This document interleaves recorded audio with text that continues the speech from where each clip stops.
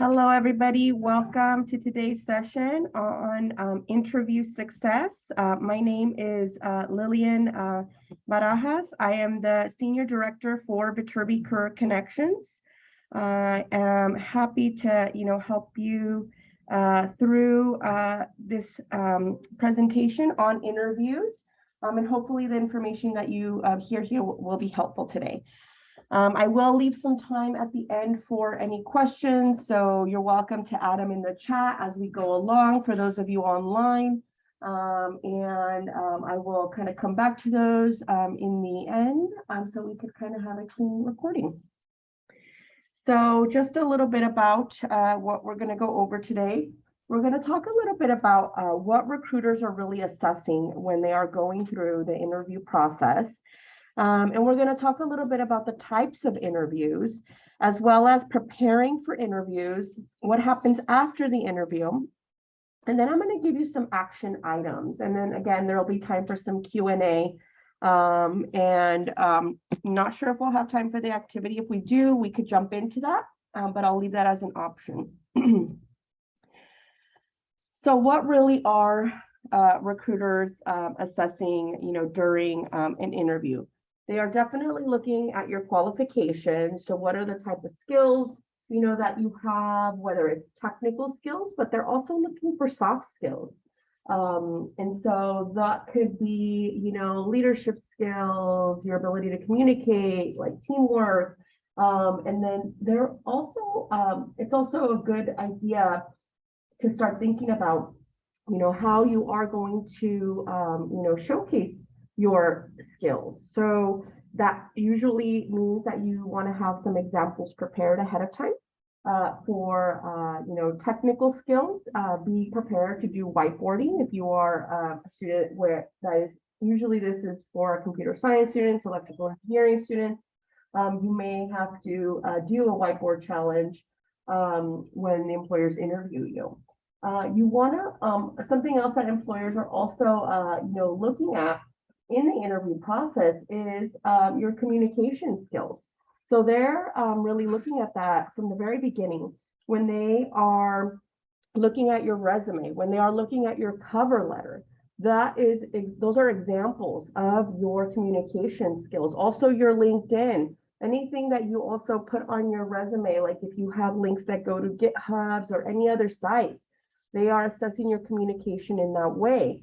And so I do always encourage students to make sure that you are really, looking at those documents carefully and having someone else look at them so that they are, pretty accurate. And then of course, they're also assessing, the culture fit. So what are your previous experiences, your values, priorities, communication styles, and really taking a look at how you might fit into that particular organization. So these are just a few of the things that employers are assessing as they kind of start the process in interviewing. So what are some qualities that employers look for in an interview? So candidates really should be coming into an interview prepared. You never want to go into an interview and just want to wing it, because it shows. So an employer can really tell, the time and dedication that you've taken to prepare for the interview, and take it as an indicator really about how much you care about, getting that opportunity. Because if you come unprepared and your answers are showing, and even your dress doesn't show that you prepared or took any time and effort into it, to the employer, it may say to them that you're not so interested in this opportunity because you're not putting that extra effort in. So of course, you want to make sure that you're coming in prepared. You also want to make sure that you are understanding your own strengths. That is really important, because actually that's a common question that is asked by employers is, what are your strengths? What are your weaknesses? They want you to make sure you know yourself. Because if you are reflecting on yourself, then you are really doing a great job of understanding what those strengths are and how you're going to apply them in their company. And you also understand where your shortcomings are. And really thinking about how you have gone about improving on any of those shortcomings. I mentioned this earlier, but you want to make sure that you are really conveying your soft skills. I can't stress that enough. Yes, you are in a technical field, but there are many other candidates that may have the technical expertise in their field, but they also have the soft skills. So when they're comparing candidates, if you have the technical skills and someone else has the technical skills, but the other person has the soft skills and you don't, or you're not expressing them, then they're going to look a little bit more closely at that other candidate. So again, those soft skills are the things like communication, leadership, teamwork, and again, preparation is very important to be able to communicate appropriately to the employer. So if you know that interviews are a struggle for you, or you don't even know how to go about doing the interviews, preparation is really going to help you there. Demonstrate leadership abilities. I touched on this as a soft skill. So having examples of this is good. So employers want someone that is proactive, that takes the initiative. So if you were ever like in a student organization and you held a leadership position, or maybe in an academic project and a class project, you were the team lead, those are important qualities to express to an employer. You also want to make sure that you have a particular direction. It doesn't mean that you have to know exactly what you're going to do in the future. That's difficult, right? You're like, well, I know I'm going to graduate. I know I want a job, but try to dig a little deeper into yourself. A lot of self-reflecting goes along with the career and internship search, whether it's, even starting with where do I want to apply? What companies would I want to work for? And eventually interviewing.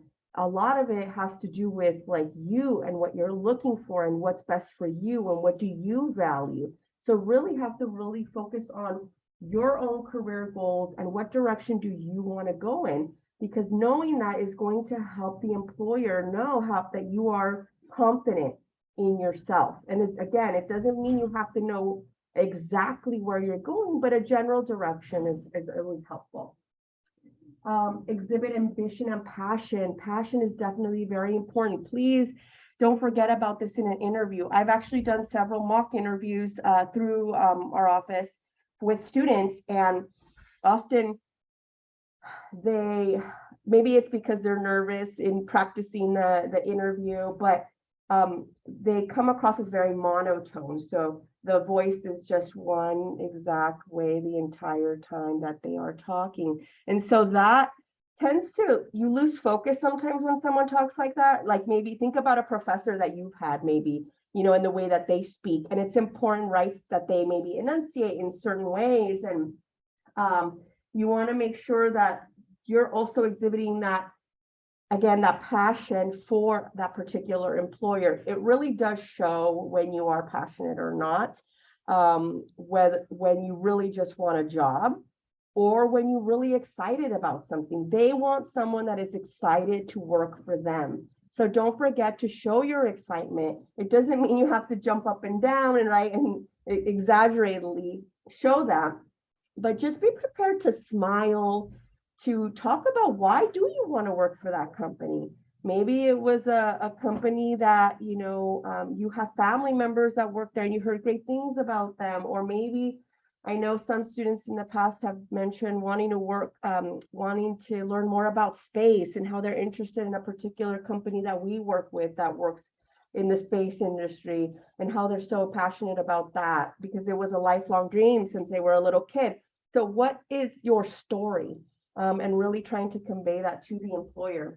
And then in the end, this one is a little general, be likable. That's hard, right? What does that mean? I think that just means make sure that your personality comes out, make sure that you're smiling, make sure that you are excited to be there. I think that's what that means.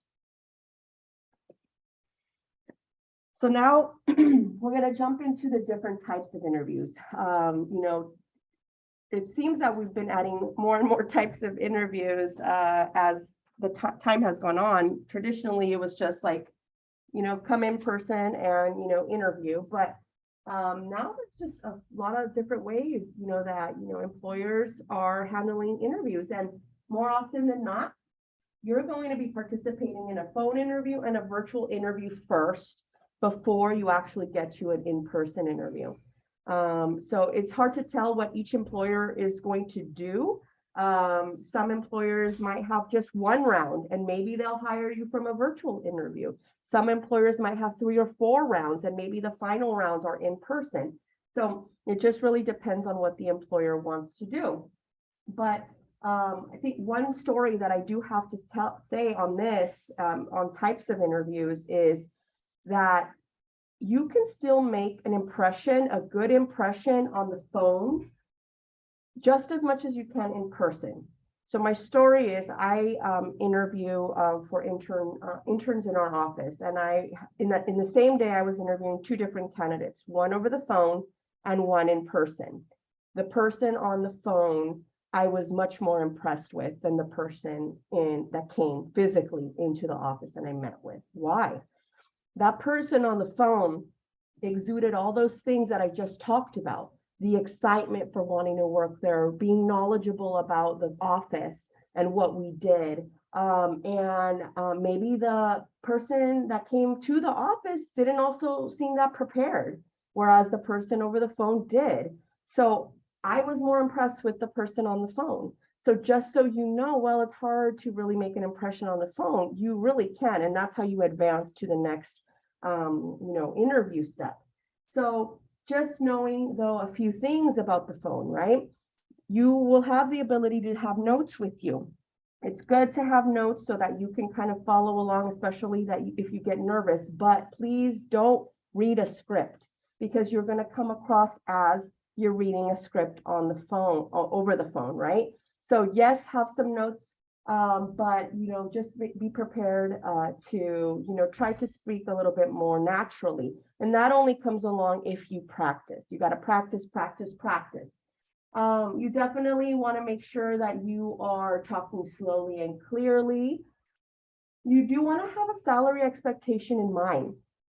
Typically, employers don't ask that immediately in the first interview, but you'd be surprised. I've had students that come in and say they were surprised that the employer asked them that question and they were not sure what to say. So already have an idea of what you should be making.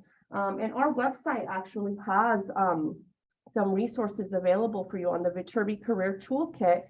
So if you go to viterbicareers.usc.edu, which is our website, and you go to that toolkit section, there is a section in there where you will be able to find some resources on salary and what you should be making. Just a note on that, you shouldn't be giving them just one number. It should be a range. So 80 to 95, never one single number.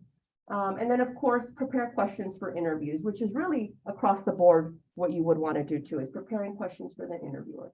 The virtual interview, you still want to make sure you're dressing up. I think there's something about like also dressing up, instead of like wearing like, sweats, obviously, especially your top half, right? Because that's what's going to be showing on that virtual interview, and be prepared to turn on your camera.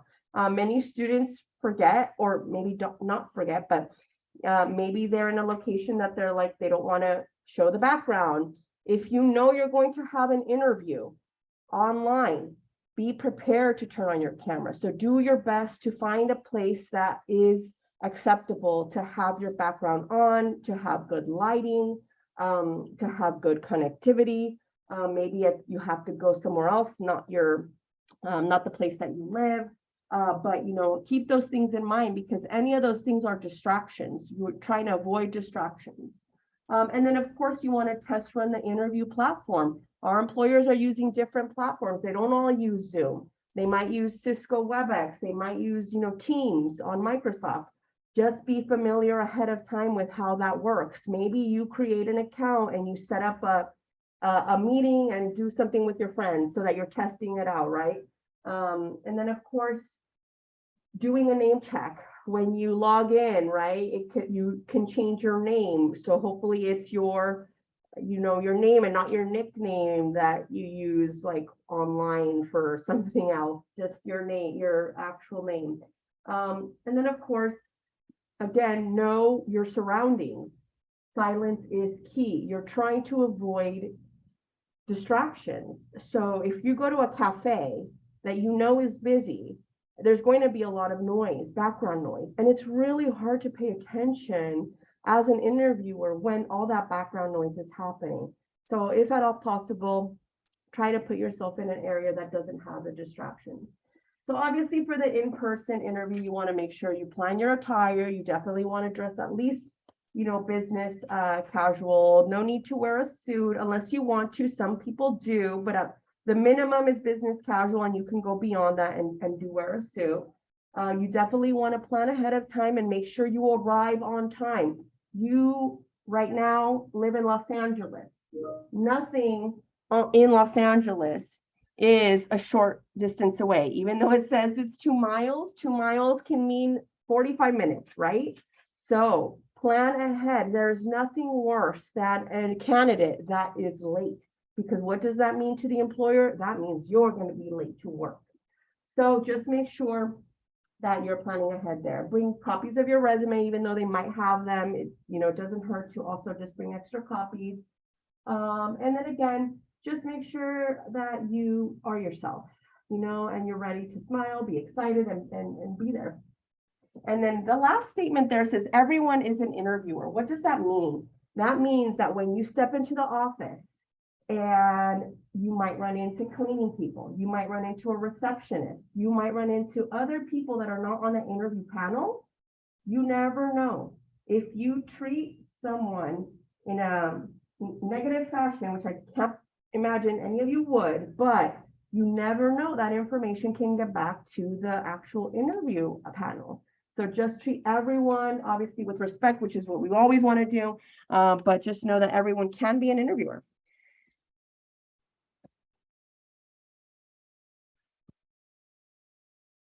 Another type of interview that happens, not common. I have had group interviews before, and they are a little nerve-wracking, but you are interviewing in a group setting, pretty much like the picture entails here, with several other candidates. Has anyone had a group interview before? So no one in person has had a group interview. Online, have any of you had a group interview before? Feel free to add it in the chat. From the silence, I gather no one has had a group interview. Like I said, they're not that common. Don't be surprised if, along in your professional life, eventually you run into one of these. But the goal is obviously to see how you interact with others, and how are you going to stand out in the crowd? I think the goal there is to try to speak up, but also being polite in allowing others to speak. It's a hard balance, because you want to stand out, but at the same time, you don't also want to be rude. So you have to find that middle ground, because you can't also just say, well, I'm going to let the others speak all the time. No, you also have to, be assertive and speak up. Definitely some tips below. You obviously want to make sure that you go into the room confident. And I think whenever we say go into be confident, that all goes back to practice. If you practice more, if you know more about the company, about the position itself, about who you're interviewing with, you're going to have more confidence, as you go through the interview process. Involve everyone. So that could mean, after you've already set the rapport is set, everyone is chit-chatting, it could mean that you might say, well, this is what I think here. What do you all think? So it could be like making, the conversation move forward. And then, of course, always make sure you're listening and following up is important too. And we'll talk a little bit more about follow-up shortly. Behavioral interviews. So behavioral interviews are a type of interview where the questions asked are meant to explore what your previous or past behavior has been, And the employer sees that as an indicator of what your future behavior would be. So, example question here. Give me an example of an important goal you had to set and tell me about your progress in reaching that goal. So again, it's digging back into what did you do in the past? How did you resolve issues that came up? Tell me about a time you failed. So we actually have sample behavioral interview questions on the site I mentioned earlier, the Mature Recruiter Toolkit, that you can go to and see. There's no way to know what questions they're going to ask, right? But a good tip for you is over to the right, it says STAR, and that stands for Situation, Task, Action, Result. So for any of these behavioral questions, if you keep to this way of answering the question, you should be able to answer it in a concise and not too lengthy way, because some students, when they get nervous, they tend to start veering off the question and start completely answering something else that was not the original question. You always have to come back to the original question, like, what was it? Did you answer their question? And doing it again in a concise way. So first, you explain the situation. Okay, I had a time where I failed. I didn't, score well in my GRE exams. The score was not high enough to get into the master's program. So what was the task at hand? You needed to take the GRE until you raised your score. So what was the action you took? You signed up for some study courses. You studied, daily for 2 hours a day. And the result, you increased your score and were able to get into your master's program. So your story needs to be quick and concise. You also have to pay attention to the timing. Do you have 30 minutes in the interview, or do you have an hour?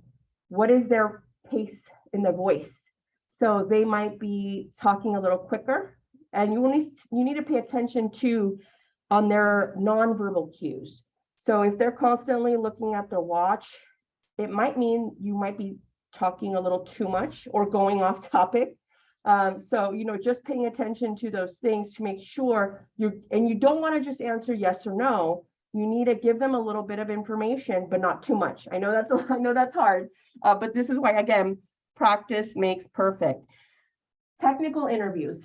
So I mentioned earlier, I think that our office helps with mock interviews, and you're welcome to sign up for one by making an appointment on our website. But we can't help with technical interviews. That's one area that we're not experts in. So we encourage you to use these sites over here on the right-hand side.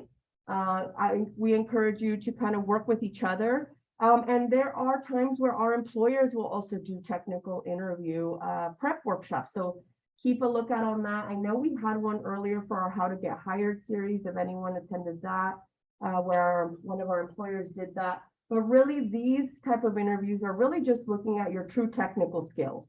So what that means is you should be practicing, or hopefully you already know by then, there's a reason why they're interviewing you. That means something on the resume caught their eye.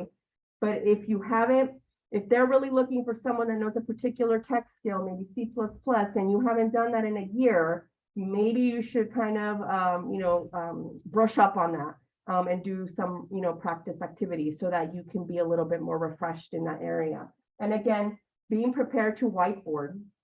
I attended a session from one of our actually pretty large employers a few semesters ago.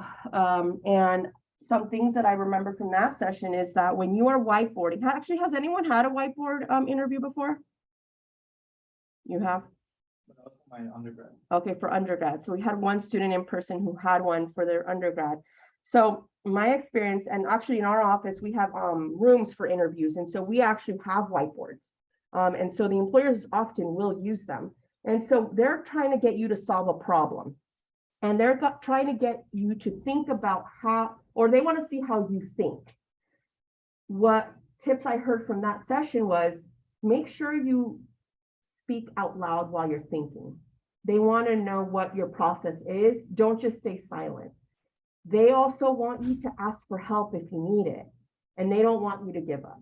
Those are some of the things that I kind of took away from that session I attended about technical interviews. And oftentimes when they're talking to you, and that's what one of the employers was talking about, how when they were talking to the candidate, they were trying to give him clues as to how to go about resolving the issue. But the student wasn't really paying attention. It could have been maybe that they were nervous or they were too focused on what they were trying to do, but they didn't hear the advice that they were trying to get.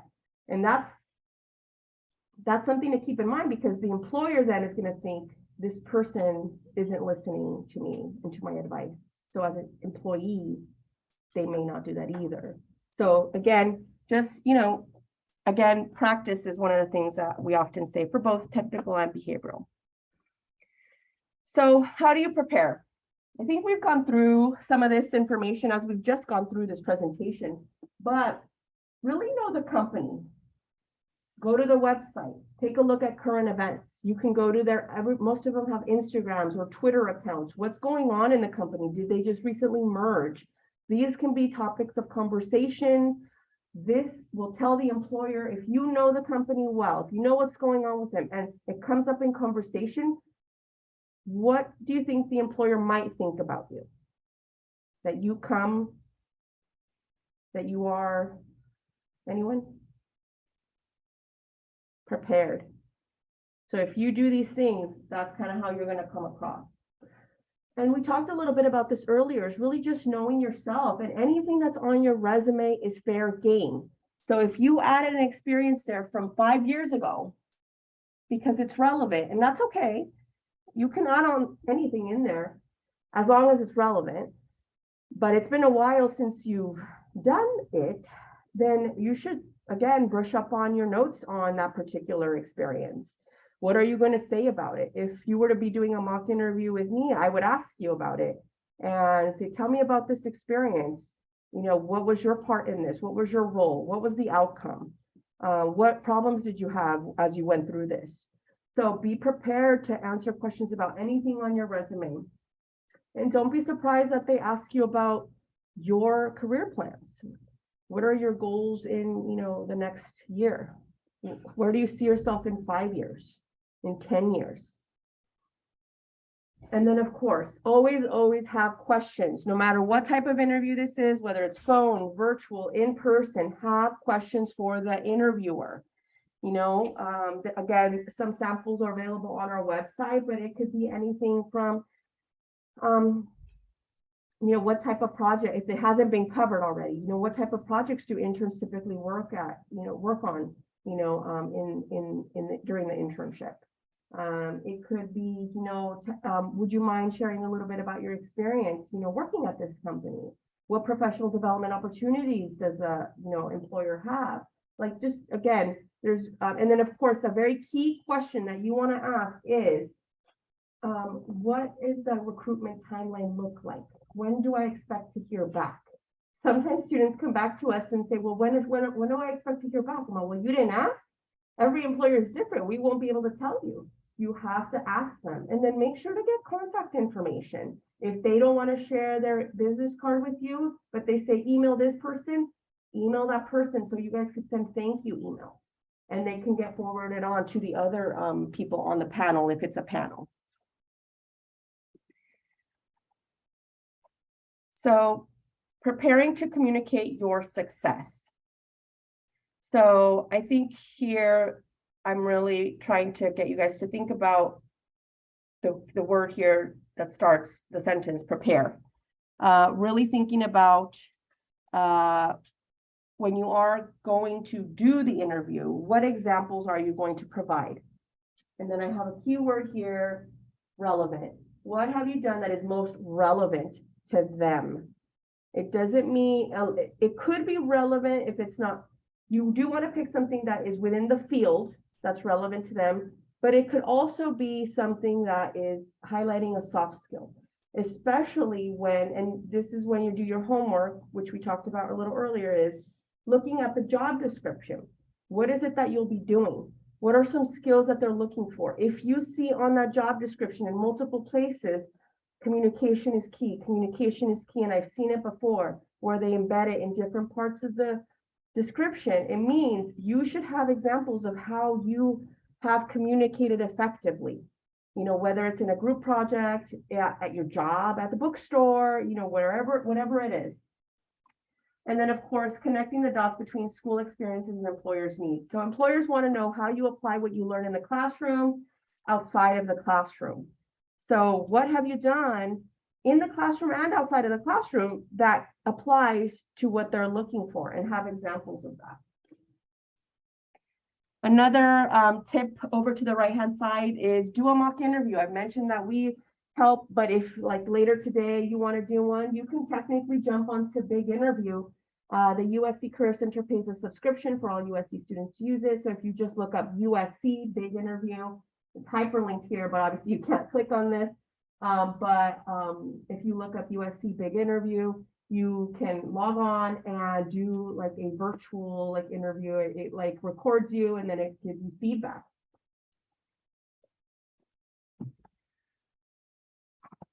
62% of recruiters say candidates' dress sense impacts their employability. It's surprising to have such a high number, right? That they would care like what your dress is, but it's really, you know, about first impressions, right? And making a great first impression with employers.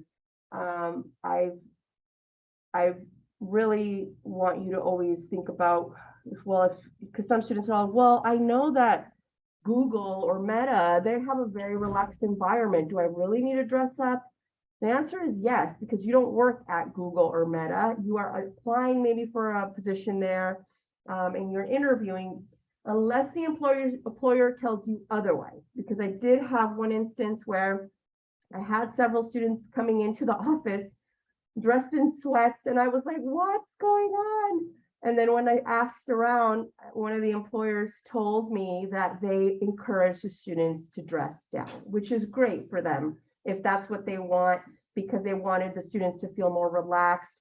But they also told the students, this dress code is for us, do not apply it in other places. So just pay attention to whatever, if the employer has a particular dress code, feel free to follow that.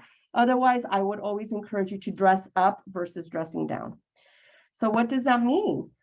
So business professional attire typically includes, you know, a little bit more of the dress suit,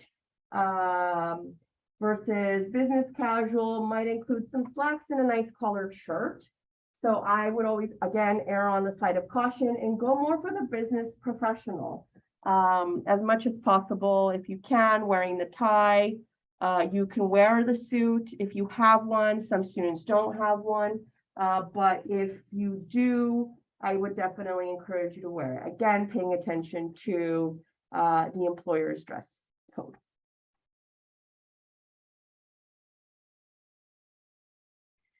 So what do you do after the interview?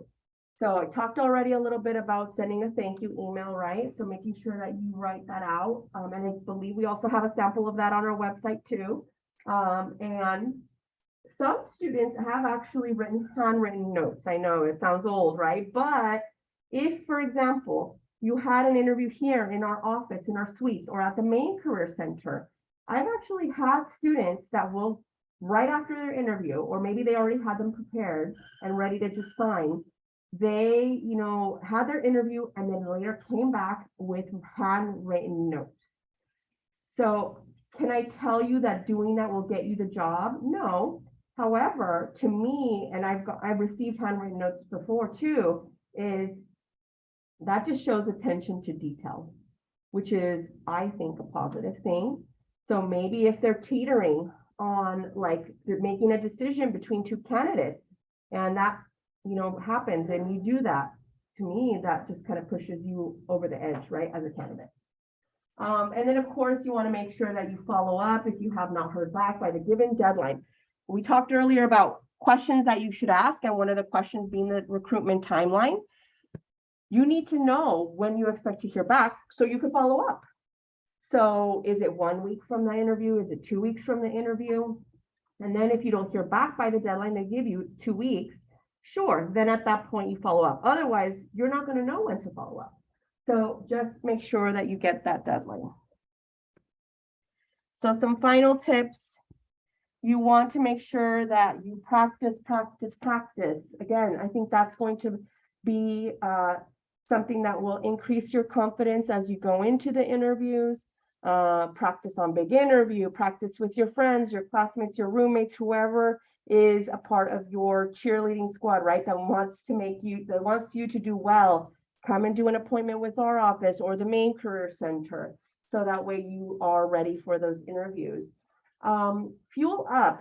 Before the interview, if you do have an in-person interview, definitely make sure that you eat breakfast or lunch or whatever it is. Have water, hydrate, get enough sleep the night before. Don't go out partying until 2 a.m. if you have a 9 a.m. interview, right? You want to seem freshened up and ready to go again and excited and passionate about being there.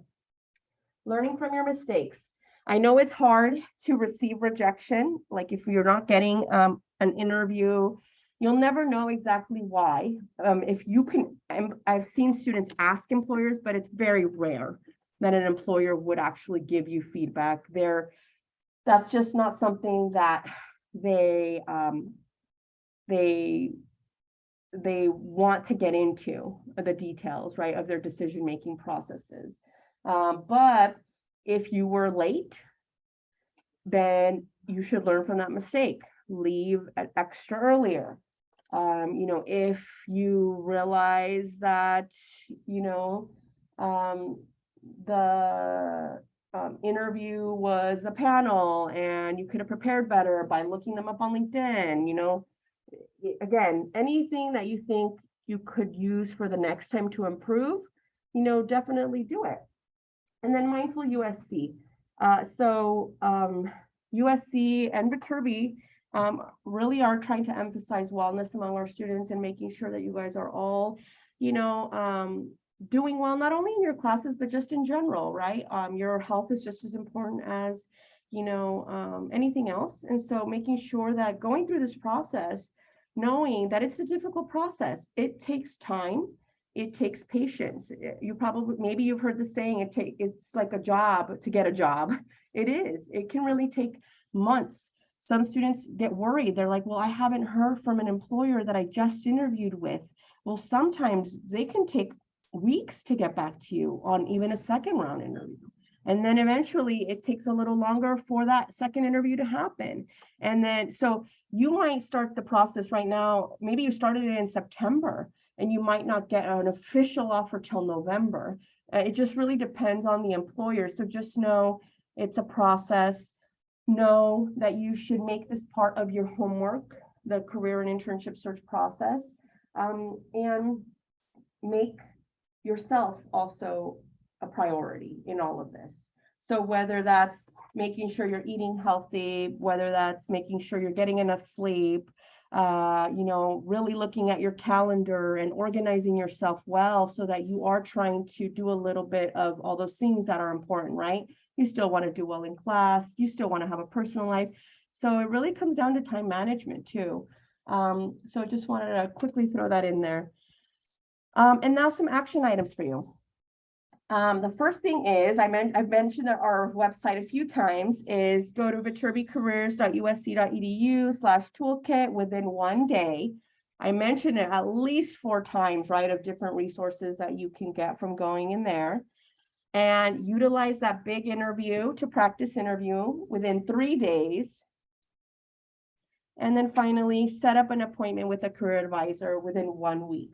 Also know that for appointments, our appointments on Viterbi Career Gateway are not available through the semester, so you won't see anything right now for November. They are only available 2 weeks out. So you'll only be able to see from today, 2 weeks out. So just keep checking back if you don't see any appointments in there. All right, so now at this point, I want to just open it up to any questions that you might have. I'm going to start with a few questions from our people inside the class, and then I'll kind of turn it over to anyone on the chat. Yes. Should I expect that my recruiter has gone through the resume so that I don't repeat the information on my resume? For the most part, they've scanned it for sure, but they may not have gone through it in the detail that you might think. So I don't think I think it is fine that you go into further detail on something that's on the resume. Is that a we need to have the employee with rational clue, but it is interrelated to the job I applied for, or this will like rational. Yeah, that's a hard one. So your question is about like your future goals, right? And what you hope to accomplish. And if it's not related to the job, right? If you should say that. So ideally, you should find a way to generalize it enough so that it's not completely off from what you're currently maybe doing.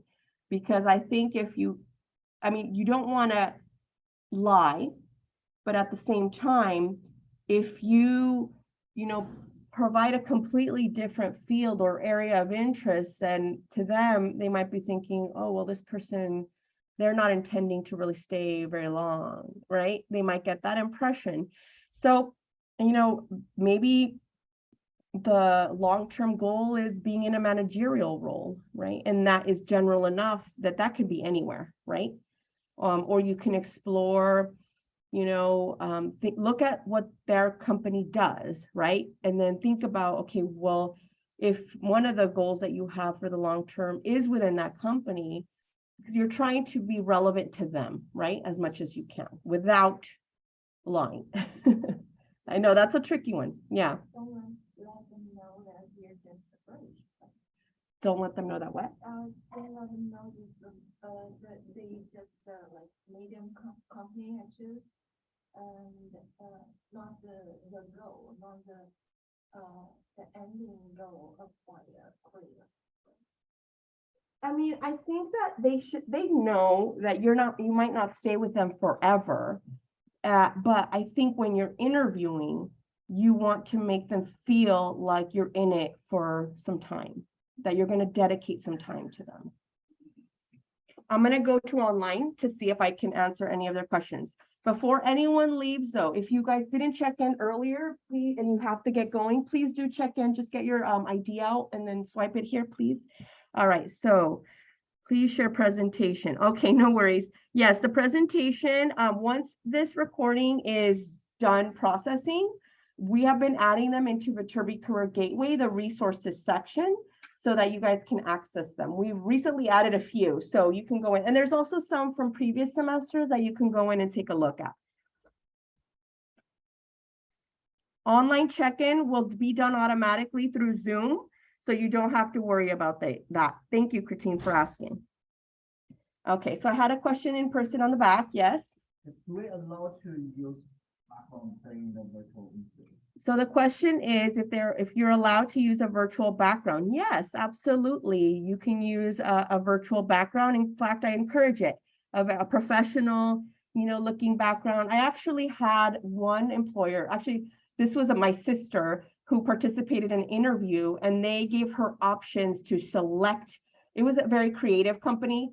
And so they said, here's some Zoom options that you can pick from. Please pick from one of these. They wanted her to pick from those because they wanted to get a sense of her personality from the Zoom background she picked, which I thought was interesting. But yes, please do, have a virtual background if you don't feel comfortable with the background, the normal background. Mm-hmm. Yes. So I just wonder what type of questions are not encouraged to ask during. So you should not ask, the question is, what type of questions are not encouraged to ask during an interview? So I would not ask, what does your company do? What salary I'm going to be earning? When do I get vacation? How much vacation do I get? So those are the type of questions you do not want to ask, especially in a first round interview. You might start to get into those questions a little later after you get an offer, right? Then you can start to ask about those things. We actually, I think, have some of that information too on when we have the list of questions that you could ask. There's also some questions that you should not ask also on our website, on the toolkit. Any other questions? Anyone online have any questions?